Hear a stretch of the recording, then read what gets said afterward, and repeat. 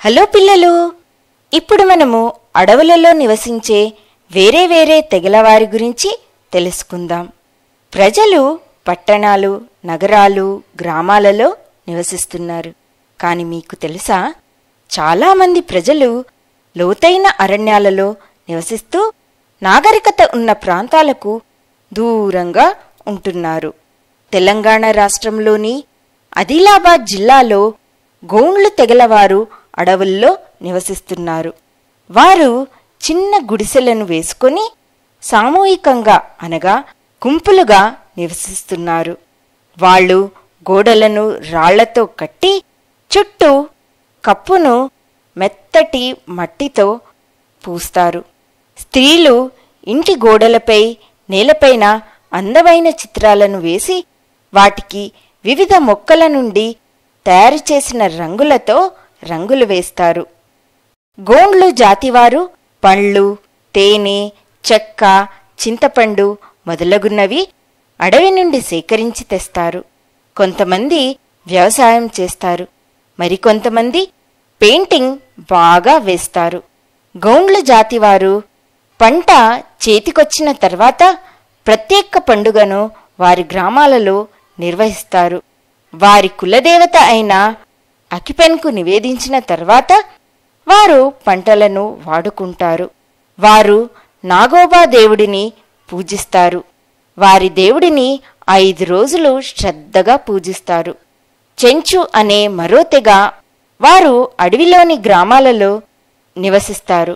వారు మహబూబ్ నగర్, కర్నూల్, గుంటూరు, ప్రకాశం జిల్లాలలో ఎక్కువగా ఉంటారు. వారికి అడవులే జీవనాధారం. వారు తేనె, చింతపండు, పళ్ళు మొదలగునవి అడవుల నుండి తీసుకువస్తారు.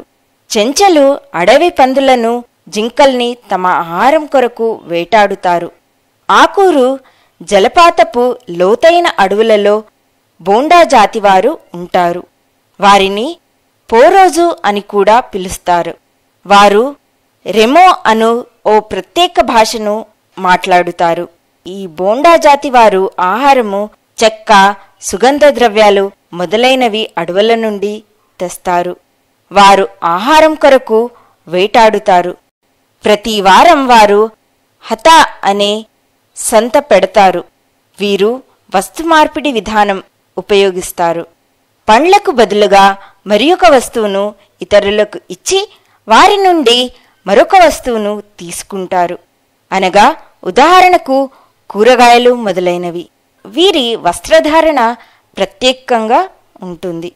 స్త్రీలు జనపనారను ఉపయోగించి సహజ రంగులతో అందమైన దుస్తులను చేతి మగ్గములతో తయారు చేస్తారు.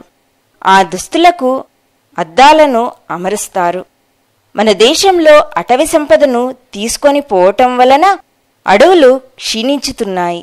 దానిపై ఆధారపడిన వారు జీవనం కొరకు ఇబ్బందులు పడుతున్నారు.